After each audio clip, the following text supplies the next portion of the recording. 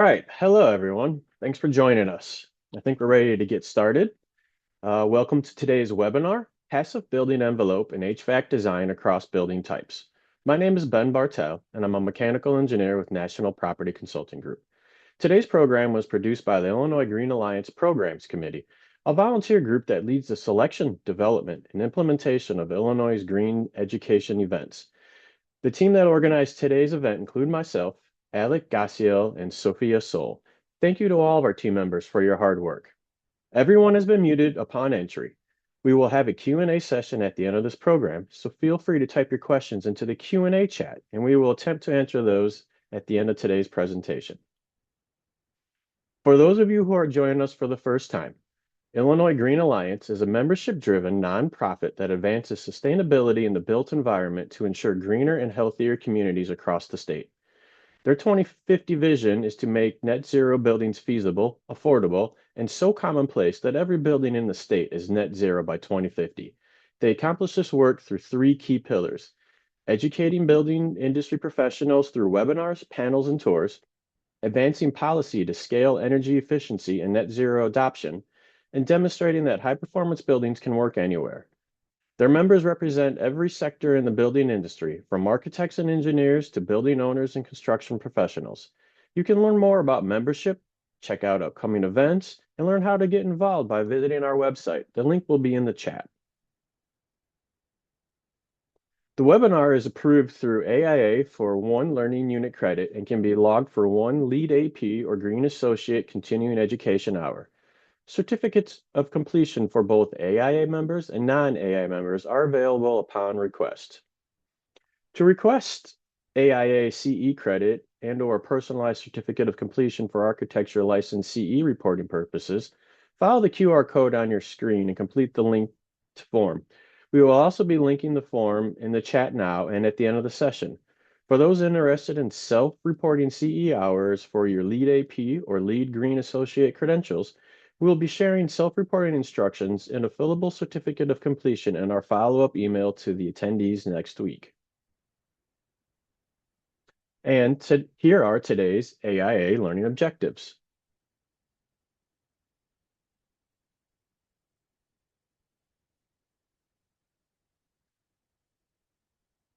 And of course, before we get started, we wanted to thank our Illinois Green sustaining sponsors who make all of this work possible.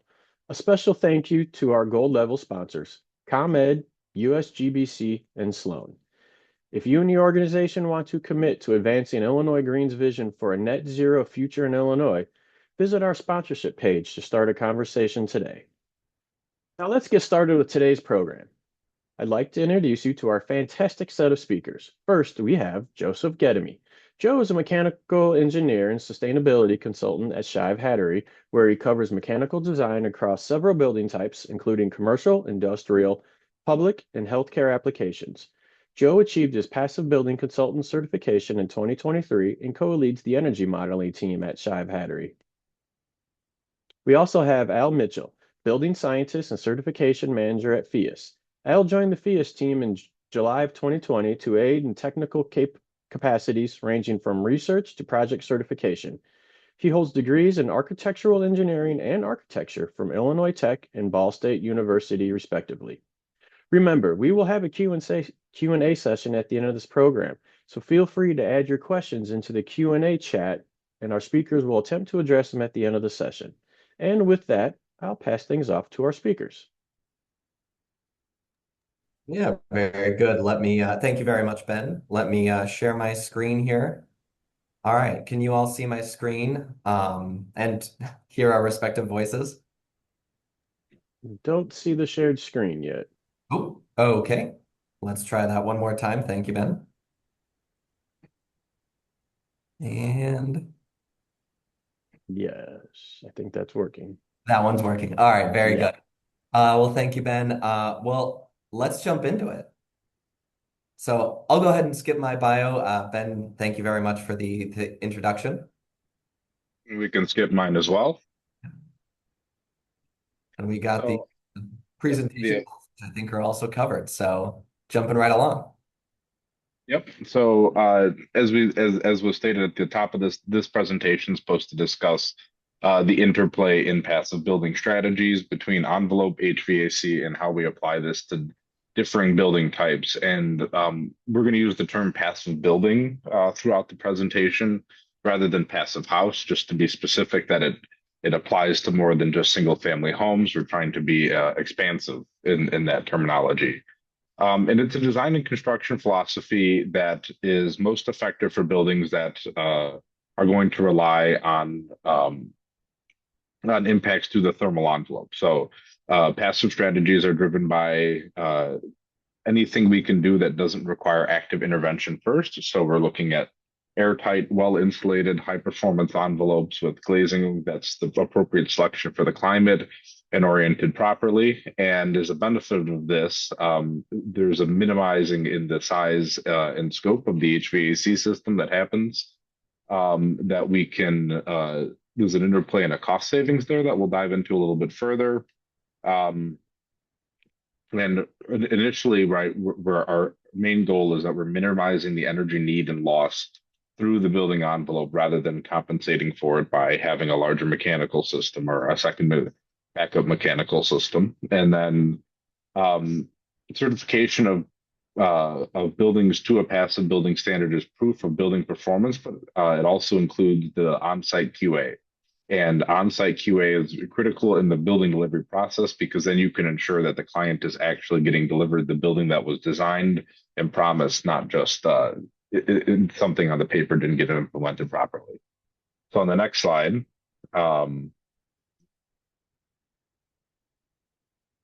again, I use the term passive building to highlight that it's not just single family homes. It's not just houses or residential projects, and it doesn't have to be new construction either. Any of these passive principles that we'll talk about here can be applied to buildings of any type, any size, any shape, in any climate zone. And at my organization, FIAS, we work in the design or in the certification and consulting of passive buildings, and we've certified everything from the high-rise building shown on the far left-hand side of it to a single family in the desert. So it doesn't have to just be houses. It doesn't just have to be cold climates.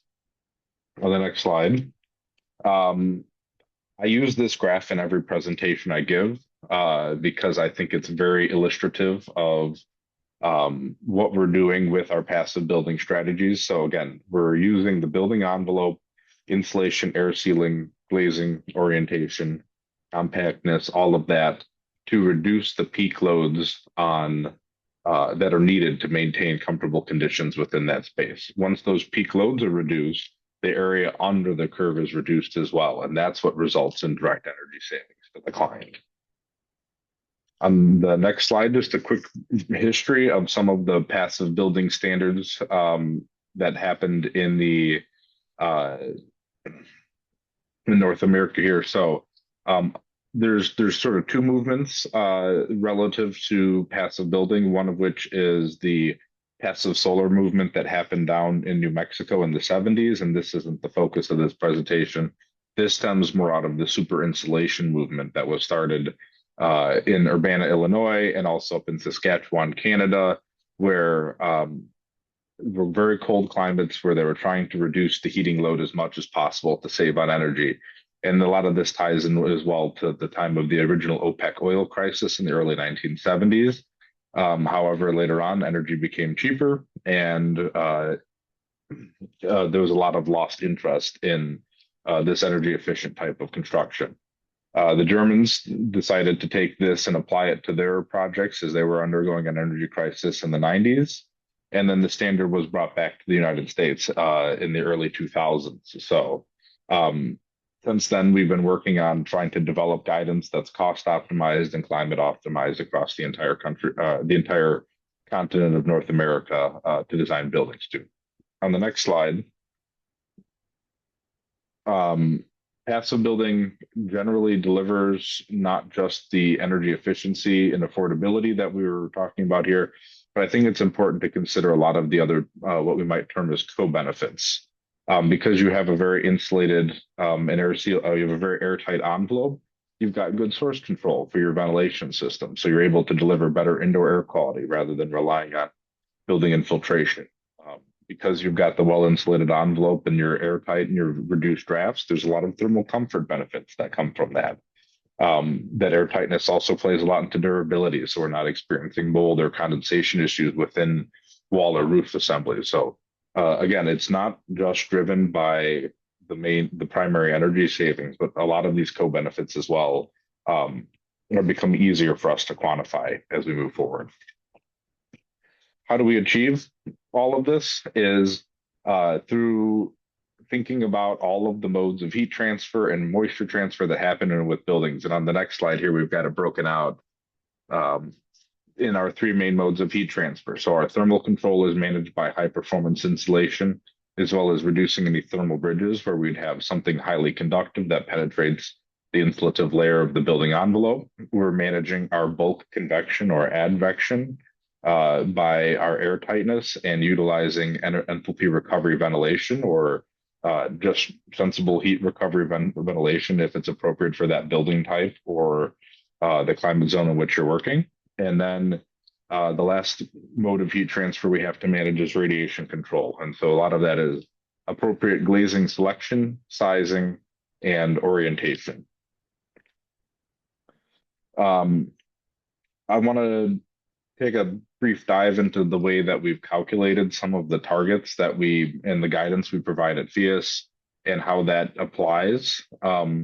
Essentially, the entire standard is built upon a series of cost optimization energy models that were run, and thousands of cases were looked at per 350 different building geometry types and climate location combinations. And we were looking for the sweet spot. So within some constrained input parameters, what is the point where every dollar you spend more, you're past the point of diminishing returns on building envelope and mechanical systems? And if you wanted to deliver a net zero building to your client after that, the best investment would just be to provide some kind of on-site renewables. So that financial sweet spot there prevents overinvestment in the building envelope and over insulation. On the next one, we talk more about it's a sweet spot based on climate. So there are 1,300 climate locations of which we have optimized targets for to guide people in the design of their building, as well as there's a bunch of different sizes and unit densities that are arranged in that target setting methodology. So it's not just fine-tuned for just single families, but we fine-tuned it for larger buildings and providing more support for non-residential buildings going forward. On the next one,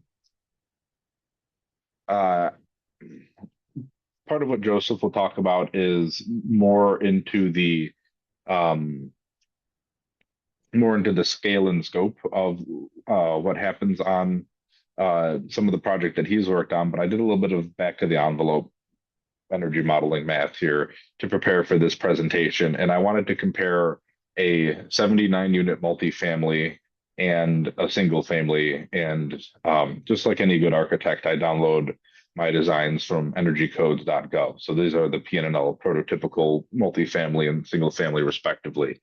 And I want to highlight on this slide, at least, the difference between the envelope to floor area ratio. So for the large multifamily, we have 0.8 or 0.74 square feet of envelope for every square feet of floor area. And then on the single family, we have 2.25 square feet of envelope for floor area. So there's about 3 or 4 times as much envelope for the same amount of floor area in a single family than in the multifamily.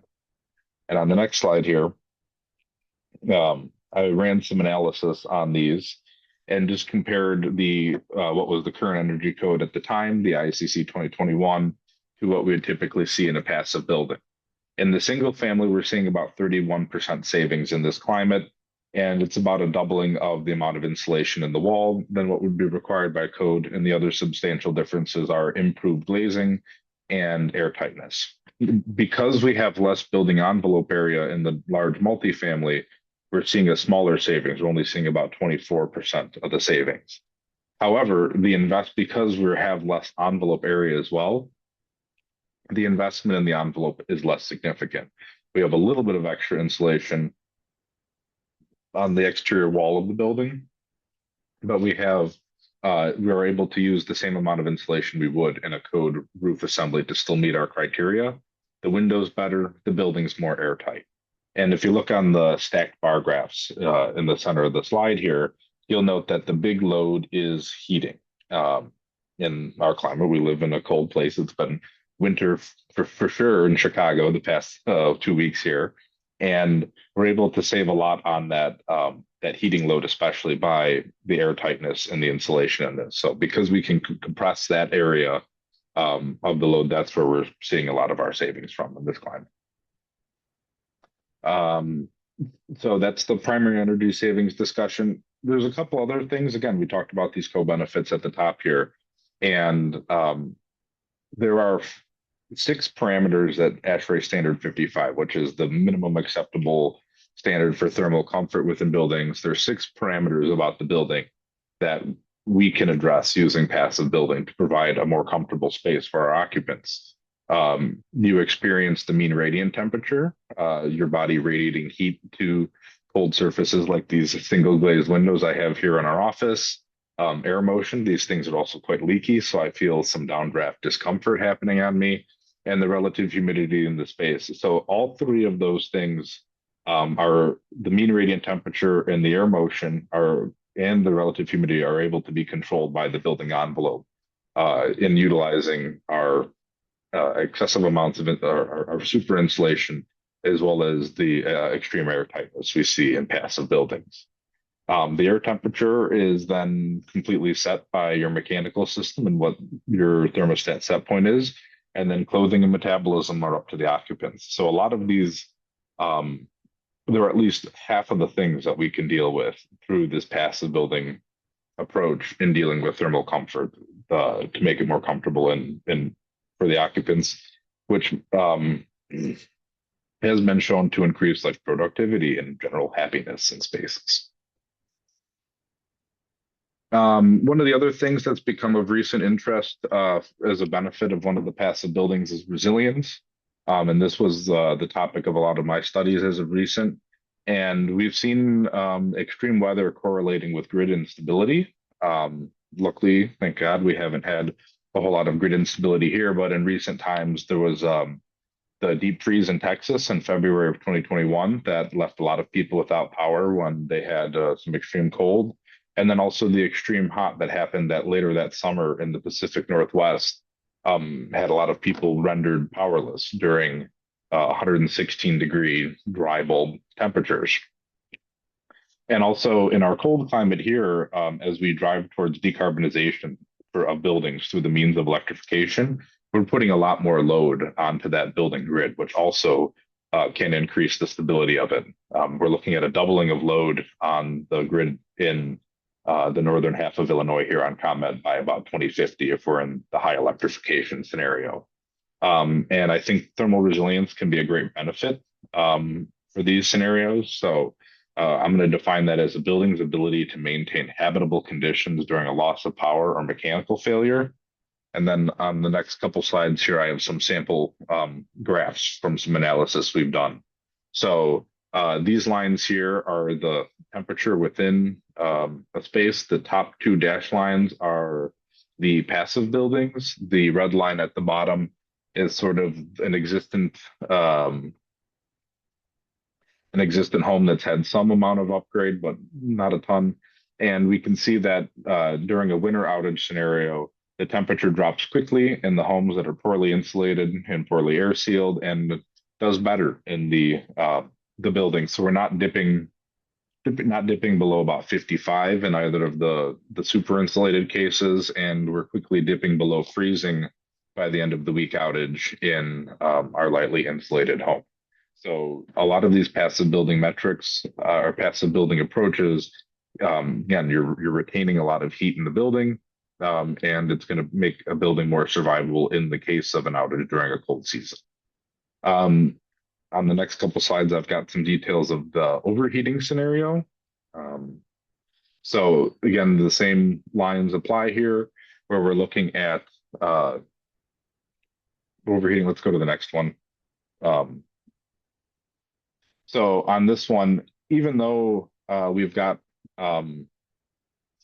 what's happening, and I just want you to focus on that middle spike right there that's dated July 24th. So the dash lines are riding the lowest out of the collection of lines on that day that peaks up to 104 degrees. And that's our extreme design temperature here that I would deal with for designing resilient buildings in Chicago. And we're able to ride out the peak in temperature much better in the super insulated and super air sealed building than we are in our sort of baseline case. So it works just like any cooler would. You've got to keep your cold inside and keep the heat outside. So there's benefits for both extreme heat and extreme cold in this scenario. Do I have one more of these? And then this one here, the difference between the last one had shown a scenario that was just naturally ventilated to this one here is showing a case that has natural ventilation plus some exterior shading.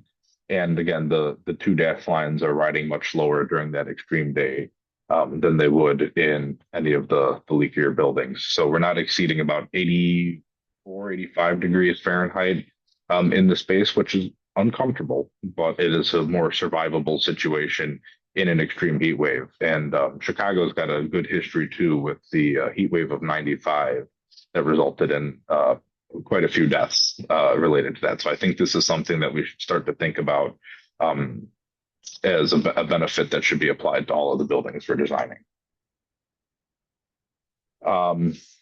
And these graphs are heat balances here that are showing the different breakdowns between from those previous cases during the Chicago outage period. And on the top graph, I want to highlight that most of the gains we're experiencing are in the summertime outage are going to happen through our windows. And so the appropriate selection of glazing for the climate, as well as being able to provide some kind of exterior shading is really critical. And I know that there's also been a good amount of discussion about the urban canopy and that's impact. And so that's a great way to provide exterior shading to the buildings within our community. And then in the wintertime, the bottom half of the graph shows all of the heat losses that happen during that period. And that kind of lime green color is our infiltration losses. So that's the biggest loss we have in the wintertime. So the air sealing there is going to benefit us most in the wintertime outage, and some kind of solar control is going to benefit us more in the summertime outage. So if I haven't sold you so far, if I can summarize it up on the benefit of using passive building principles, especially in every project you work on, humanity is making the planet hotter, and we've seen this correlate with disastrous effects and increasing intensity of storms, extreme weather. That's why I talked about the resilience just previously. And on our current trajectory, we're only set to make it worse by consuming more energy, which is going to result in more emissions. So passive building is, I think, a key driver in this tool set where we can yield up to about a 60% energy reduction, depending on the building type and density. And we're only really looking at 3 to 5% incremental cost over building to code. So especially in that scales, again, with the size of the building, the incremental cost gets a lot smaller. So I think it's a very important strategy for us to consider going forward. And I hope you can apply some of the stuff that Joseph's about to share with you on your individual projects. Yeah, thank you very much, Al. So now I'm going to get into a few examples of the passive house principles by building type. A few things I want to highlight before we get into it. One of the things I really want to say is that passive house principles, what Al talked about, is that these really do apply to all building types. But of course, logically, they're going to apply very uniquely for each building type, as well as the location and the climate of that building type. And the other thing I want to highlight is that really effective building design, energy efficient building design, it doesn't just consider the building needs, the building science, though that is, of course, critical. It also considers the client's needs and the client's values. And there are a lot of different ways that we can incorporate sustainability and energy efficiency and passive house principles through that. And I'll talk about that in a few different examples in a moment here. The other two things I do want to mention briefly that are not on this slide. One, each example that I go into, I mean, could very much be a case study in of its own. There's going to be very high level. There's going to be the highlights. Happy to discuss any of the examples either in the Q&A session or afterward as well.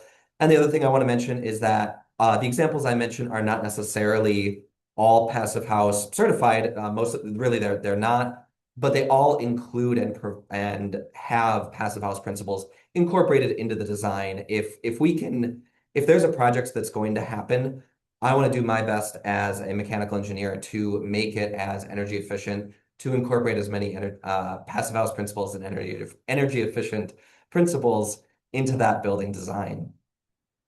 So let's get into it. So first building type I'm going to talk about is the healthcare building type. So unique elements to this building type is that there is a high need for fresh outdoor air, or OA. Building pressurization is critical. Occupant wellness is also critical. And then finally, it's a very unique building schedule. So what does that mean? So first, high fresh outdoor air requirements. This one should be pretty logical. It is a building that has a lot of sick people, and having fresh air for those sick people or for those very critical surgery or other surgical or other medical procedures is incredibly important. So first, that means that the opportunity and the need to use effective heat and energy recovery is really critical, especially in healthcare spaces. And what that means is that as you are both bringing in outdoor air and you are exhausting air out, well, you spend good energy as well as good money, depending on your energy bill, to be able to condition that air that's leaving. So where you can use energy recovery to capture some of that heat or cold or humidity or dehumidification back into your fresh outdoor air coming into that building, that preconditioning, that's really beneficial. And then we'll also use a lot of times dedicated outdoor air units or DOAS units. And what those are is that alongside being able to use energy and heat recovery, which DOAS units typically use, and comparing to a standard air handling unit or a rooftop unit or AHU or RTU, where in a classic HVAC system, those air handlers are going to take in outdoor air, and then they're also going to take in return air or recirculating air from the building, and they're going to mix it, condition it as it needs to be, and then return it to the building. What's relevant there is that outdoor air, as you might imagine, is going to have very different properties compared to your return or recirculated air. In the dead of summer, it's going to be much hotter and much more humid. In the dead of winter, it's going to be much drier, much colder. So it makes sense to have a unit or a piece of HVAC equipment that only handles your outdoor air. So that's a lot more efficient. You're incorporating your energy recovery. It's specialized to handle those larger swings, both in temperature as well as humidity. And then that allows you to, of course, right size your equipment that's downstream. Alongside that, building pressurization is really critical for healthcare spaces. So it makes sense, obviously, where someone is most vulnerable, most sick, or say there is a surgery going on. You want those rooms to be the most highly pressurized in the building, such that when doors open or through other gaps, the air is going to flow out of those rooms, and therefore, dust, germs, etc. It's going to go out of those critical spaces rather than in. And of course, that's going to cascade down, further to ultimately your dirtiest of spaces, which are going to at that point have a lot of exhaust in them. So that makes sense. But something that's really relevant and interesting as an emerging technology or emerging trend post-COVID is that pressure switching or negative pressure rooms are really valuable and becoming more common. What that means is that if someone comes into your clinic, your hospital with a respiratory disease such as COVID-19, and they're sneezing, they're coughing, they're hacking, you can put them into an exam room and either flip a switch or it's already negative, such that the airflow flows into that space rather than their good germs flowing out of that space. So that's an emerging trend that we're seeing. Switching gears here, another element, a very different element of healthcare design is that occupant wellness is incredibly critical. So if, as a mechanical engineer, if we were to truly to design a building only for energy efficiency, even truthfully, only even the most efficient window, the highest technology window, is still most typically going to be your most thermally inefficient portion of your overall wall. So if you truly wanted to design to energy efficiency levels, we would just have our plain wall and we put a camera on the outside and a nice TV screen on the inside, and that's how you get your outdoor views. Of course, that would be terrible. No one would enjoy that. So being able to balance these features such as windows as well as other features to be able to make sure that these are spaces that are good for healing. These are spaces that feel comfortable, welcoming, enjoyable to be in. It is really critical. So it is working through oftentimes through the energy model between architects and engineers to really make sure that we're designing a building that covers all the needs of our space. And then finally, it's often a building or buildings that have very unique facility schedules. You've got 8 to 5 or 8 to 7 spaces or portions of the clinics, as well as ambulatory and other 24/7 spaces. So being able to actually have an overall system that can damper off or close other portions of your system when they're not in use is very beneficial. So an example of a healthcare application is this UIH specialty care building. So this is on Taylor Street here in our beautiful city of Chicago, a very multi-use healthcare facility. It's operating rooms, other procedure rooms, exam, office, pharmacy, et cetera, et cetera. LEED Gold design, really excellent EUI.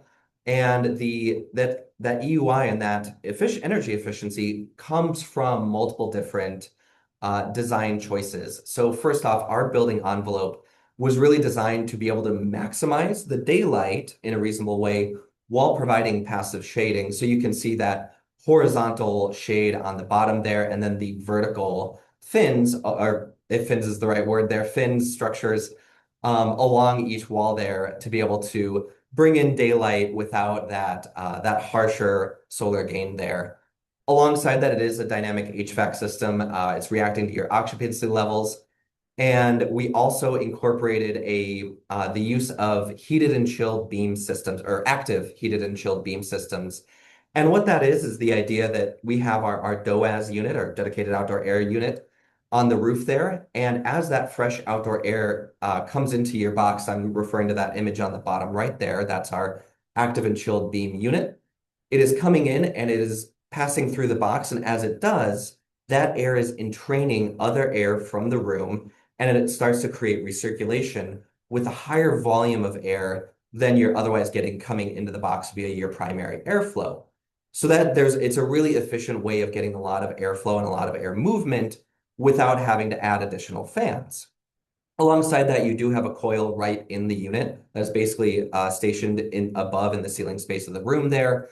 And that's also heating or cooling the air as it passes by. So really efficient way of doing that. The key element with active heated or chilled beam systems is that they are very sensitive to the humidity. Fortunately, in a healthcare situation, you need to be controlling your humidity very precisely anyway, so it's a great application for this space.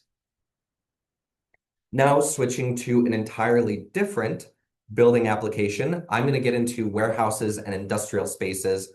I will say I'm going to primarily focus on warehouses and assembly. As you might imagine, factories, industrial can get incredibly unique depending on what they are manufacturing. A healthcare component facility is going to look incredibly different than a shingle manufacturing component or a shingle manufacturing facility, whereas your warehouses and some of your assembly spaces tend to have more common elements of them. So they're often minimally conditioned. They are typically just a big old space. They're a singular large open space. You've got a lot of truck docks and other doors that are left open. And certainly as you get into refrigerated, we cannot see the diagram for the special care building. There was not a diagram for the specialty care building, but definitely we can talk further in the Q&A session. Sorry. So last item as far as warehouses and industrial, refrigerated warehouses take all of those previous bullet points and really expand upon them. In contrast here, like I mentioned, industrial facilities are just inherently unique, and I'll talk a little bit more about that at the end. So warehouses are warehouses as well as industrial manufacturing spaces. They're often very minimally conditioned, and that actually provides an opportunity for providing human comfort in a very different way. So we humans, we cool ourselves or we control our temperature via sweat. So, and what that means is that as you can provide increased airflow without necessarily providing active cooling air conditioning, you can expand the boundaries at which we humans feel more comfortable. So that's where you get into using those HVLS, high velocity, low speed fans. That's what's pictured there on the bottom right hand there, or also what are called destratification fans, which are very similar. Alongside that, there's going to be a lot of your large building space that is going to be unoccupied for most of the day. So where you can use occupancy sensors and other control to simply be able to shut stuff off when it's not in use, lighting, etc. That's great for your energy savings. Alongside that, it is a singular large space. So where if you need to have some level of temperature control or climate control, being able to separate your spaces can be very beneficial, especially in the wintertime here in Chicago, kind of the opposite if you travel further south. Alongside that, it is a large footprint, which also means it is a very large roof area. So being able to really consider your solar heat gain, that's going to be your roof color, but as well, it's a great opportunity for using solar. That's not strictly what we were talking about earlier, but alongside getting solar, that good electricity, those all also count as shades. So there's a lot of good benefits if you got a giant roof that you're not using otherwise. So alongside that, a lot of truck docks as well as other doors are frequently just left open. So of course, where you can use quick acting doors to control different thermal areas of your space or of your facility can be really, really beneficial. But I will say I have been in many a facility where you will see a quick acting door that is just remaining open because there is a box or there is a boot or whatever stuck in its way to intentionally keep the door open, which I get. People are trying to do their jobs, they're trying to move quickly. But sometimes you have to have what are called administrative controls, being able to have an alarm that's a little bit annoying if a door is left open or simply having more conversations with one staff to be able to separate out your spaces. I will also brief shout out to the ASHRAE AEDG, which is ASHRAE Advanced Energy Design Guide. They have one for small warehouses, as well as several other really excellent PDFs that you can download for free on a lot of these topics. And then getting into refrigerated warehouses. So like I mentioned earlier, it really everything that is an issue already is really simply exacerbated when you have a refrigerated warehouse. If it's a problem when the door is open in a normal warehouse, it's going to be even more of a problem if the warehouse is refrigerated. But alongside that, you typically have very centralized refrigeration systems, a very large refrigeration system, so where you can incorporate variable speed and demand responsive control, so you can really minimize the refrigeration or conditioning that is occurring can be a huge benefit across your system. A lot of refrigeration systems tend to skew older than other similar HVAC systems. And these are things that can be retrofitted relatively easily onto the system to be more energy efficient. Alongside that, when it is, especially if it is a below freezing space, you can actually have that freezing temperatures go below your slab and really effectively create ice underneath your slab. I have seen some ice even form to the extent that it becomes load bearing in a very concerning way. I won't go into detail on that here. But alongside that, any humidity that gets into your space is going to become frost. It's going to become slippery. It's going to cause damage to your construction, to your product, etc. It's going to cause slippery conditions. So what we will often do is provide underfloor heating, which is in fact a form of heat recovery where we're using the heat off of your refrigeration system to actually keep the integrity of your overall construction with underfloor heating there. And then finally, humidity management, humidity reduction is really critical for these spaces. And then last item I'll get into, obviously, like I mentioned, each industrial facility can be incredibly unique. So what's critical here is getting into the client element of it, of really working with your client and not just understanding what they're asking you, but really understanding their actual processes, their needs, and where for example, where they may have a source of excess heat and a need for heat elsewhere. You can be able to be energy efficient and use that from one to the other, or sources of humidity, other things like that.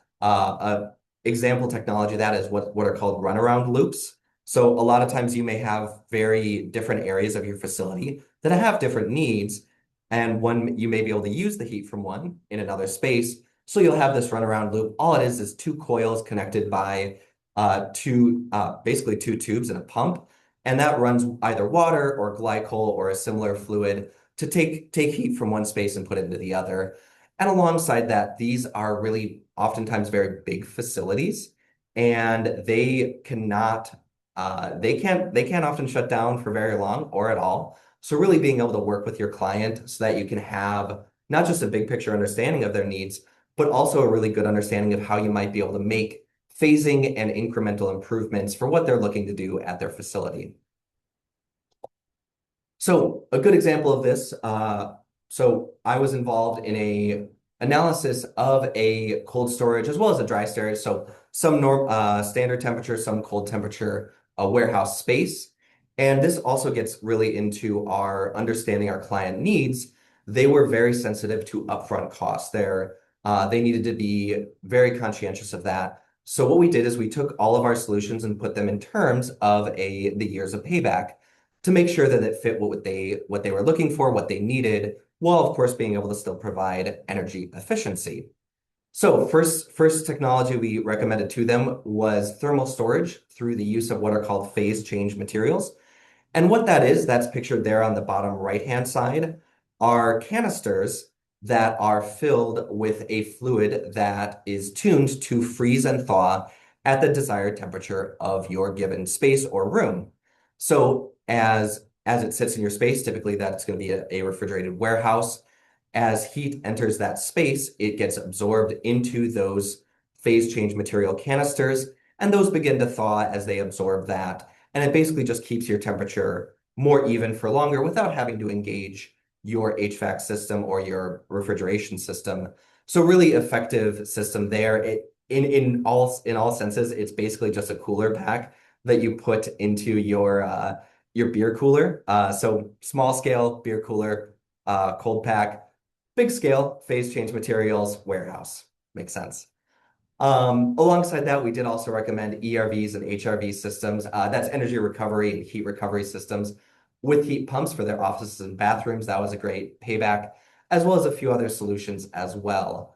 I didn't include this in the presentation, but just fun fact as an aside, phase change materials are really effective for your cold warehouses. They're also really effective for large audience or large occupancy spaces. So theaters, classrooms, things like that, because they are spaces that experience a big influx of temperature all at once, being the influx of people into that space.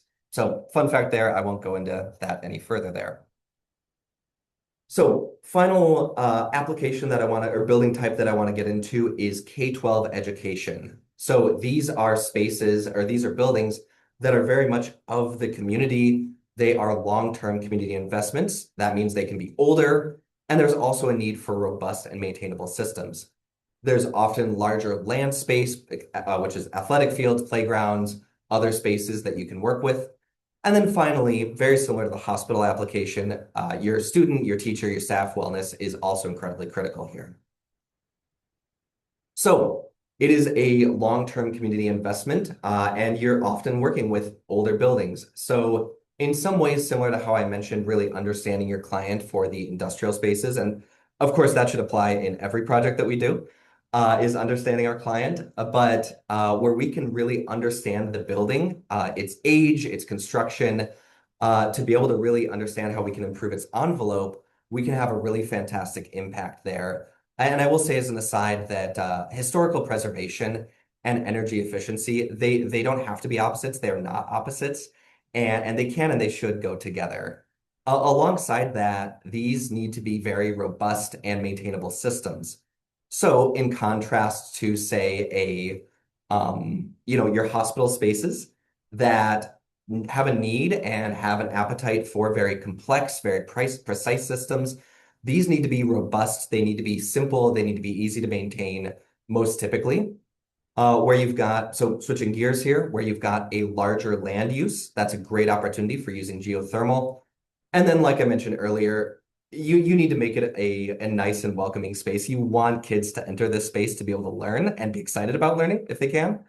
So very similarly, balancing your energy use and your student wellness, your occupant wellness, your teacher wellness, is also critical in these spaces here. So last example I want to get into is two quick examples. First one is Wright Elementary. That is in an area nearby Des Moines, Iowa.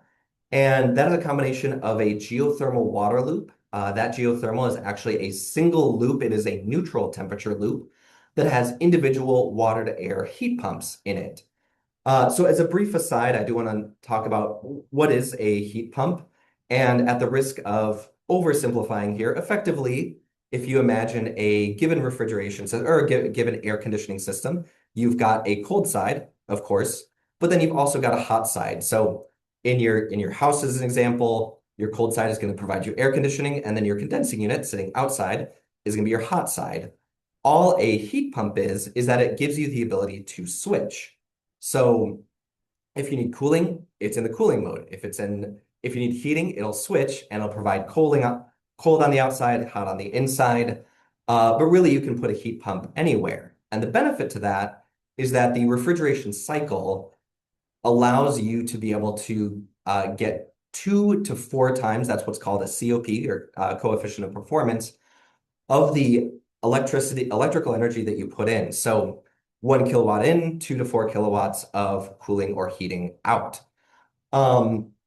So in this case, we've got individual water to air heat pumps, which tap into that neutral loop, and they serve either each classroom or each other zone wherever it's applicable.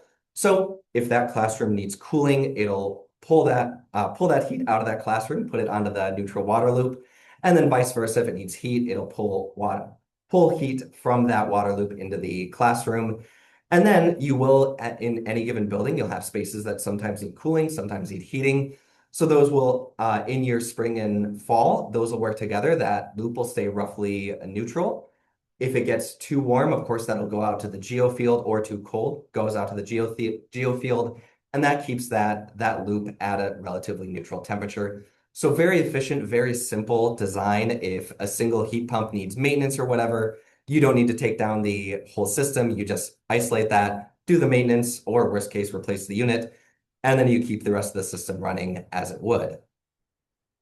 Now, switching gears to another example, this is an elementary school in Southeast Iowa.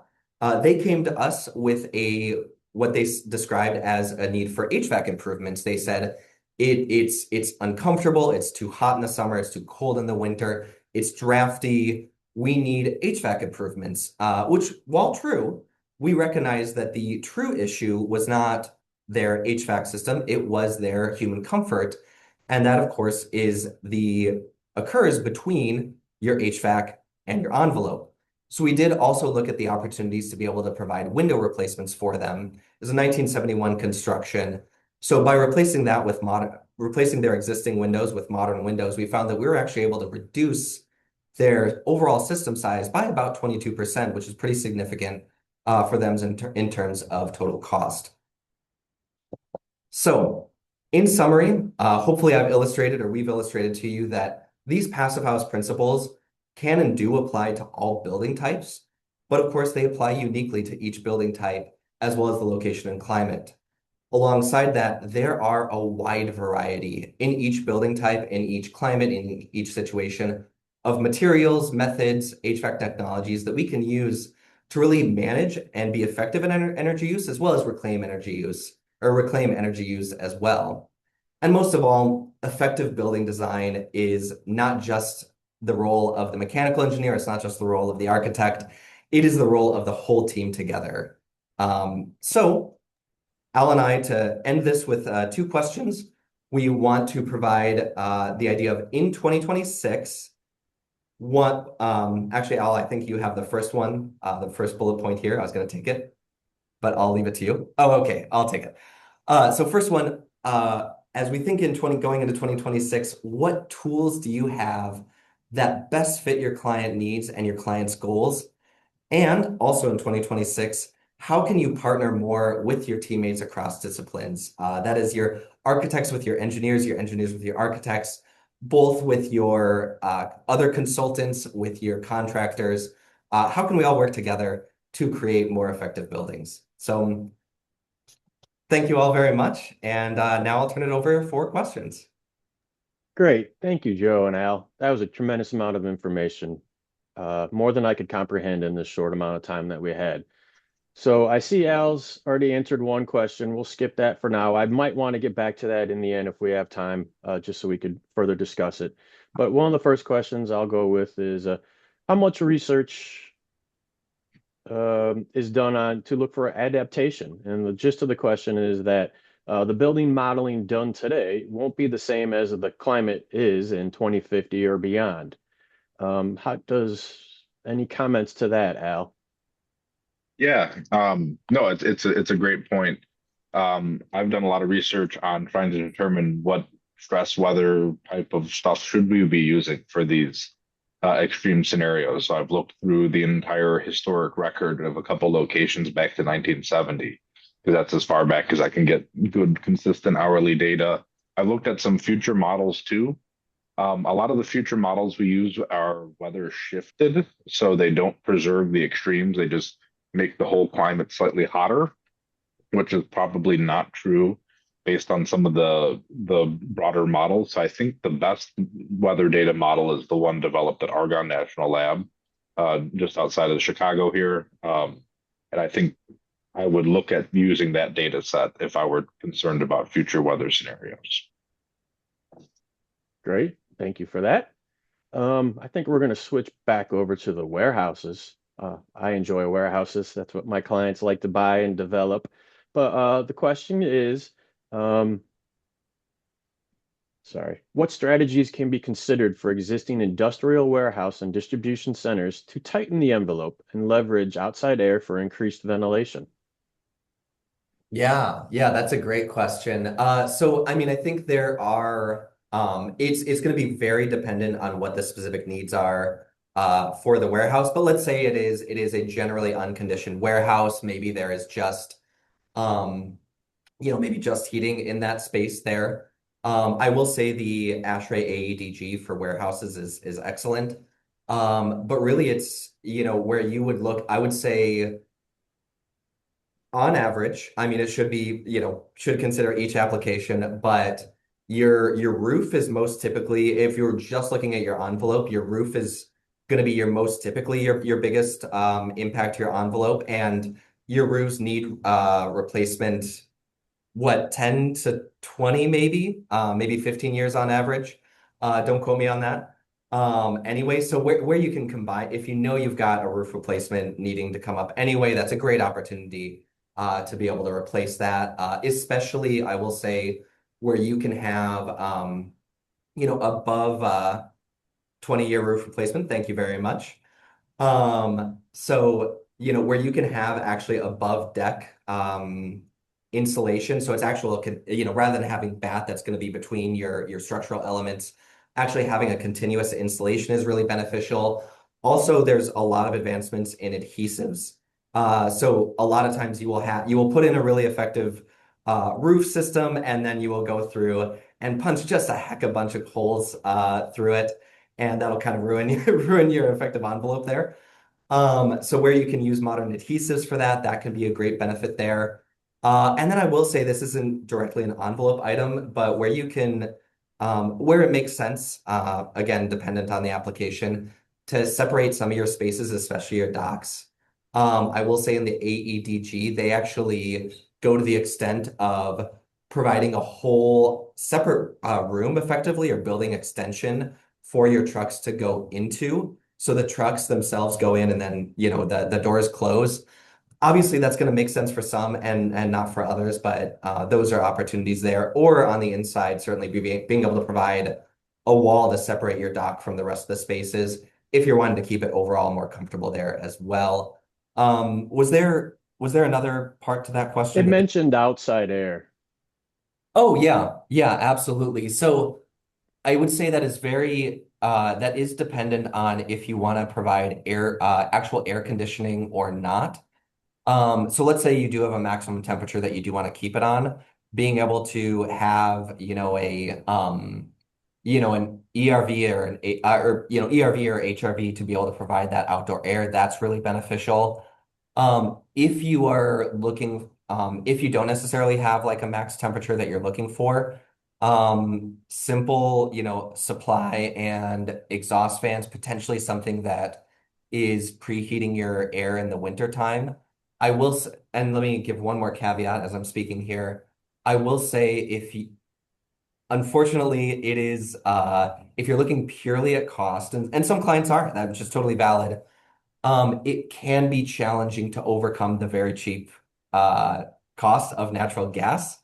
Certainly, if someone has goals regardless to electrify, that first off, great and thumbs up, as you should.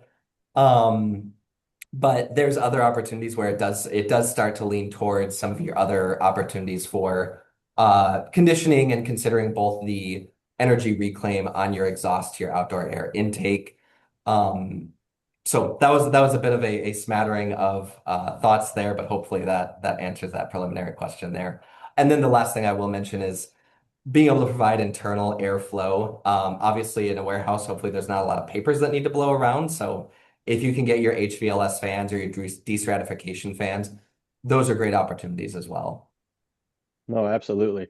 And I see some developers who will develop these buildings on speculative, and then when they heat it, they're heating it only to for freeze protection, Mm. saying, future tenant improvement budgets will put more insulation on the walls once the building is actually occupied. So they use the code just to heat the building instead of for creature comfort, which I Mm. find interesting in practice. Sticking with the warehouse, I think we have a couple questions about that phase changing the thermal mass system. And one of the questions was about they could see how it helps the HVAC system not have to work so hard. But when the HVAC system does turn on, doesn't it end up using extra energy to refreeze the thermal mass system again? Or does it even it out? And I guess it kind of intuitive, the question makes sense. Is it using less energy when you use these thermal mass storage systems? Yes. No, it doesn't, and I'll explain why that is a great question. Um, I will say just before we get into the depth of it, a lot of times it's the intent with those or the design of those is where you have variable pricing in your energy use. So a Mm. lot of times they will free refreeze or re-solidify the phase change material when energy is cheaper, or for whatever reason it makes sense, typically during the night, because it's also cooler outside during that time. So that'll be when they'll typically when you will set up your system, they being your mechanical engineer, your controls contractor, et cetera, will set up your system to do that. But great question on if it needs to spend then extra energy to refreeze it.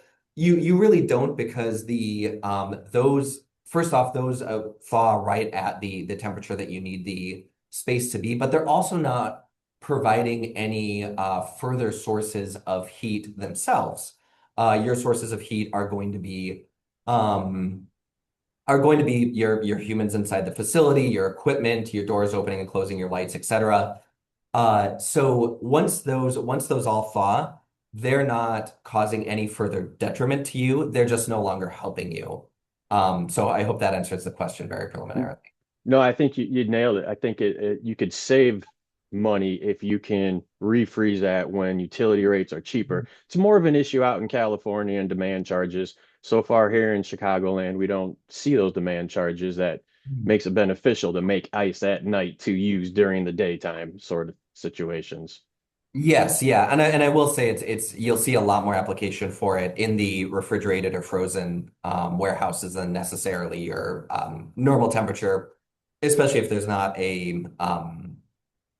if there's not an upper temperature limit of that space as well. Yep. I think we're coming up on time. I got one quick question I think Joe might be able to spit out an answer to. The question reads, I've heard that heat pump systems work very well at first, but their energy efficiency decreases over time. I have not heard that more so than any other system kind of loses efficiency over time. Joe, have you comments on that one? Yeah, I would agree. I don't think that that's assuming it is maintained well and really maintained as you would any other air conditioning system. I think they have a pretty solid longevity as comparable to any other piece of equipment. So I good to know that that is out there, but I would disagree with that as a statement. Yeah, I agree. All right, well, that's wonderful. I mean, we have more questions to get through, but we've kind of run out of time for the day. I'd like to thank Al and Joe. That was very informational, very important. Thank you very much for the education. Anything else, Twyla, before we sign off? That's everything. Thank you all so much for joining us. Thank you to our speakers. And I will get some of these unanswered questions to our speakers and see if they have a minute to type out some responses that I can share in our follow-up, which you will all receive in the next few days, a recording of this session and a PDF of the slides. So thank you all again, and I hope you have a great day. Thank Thank you. you.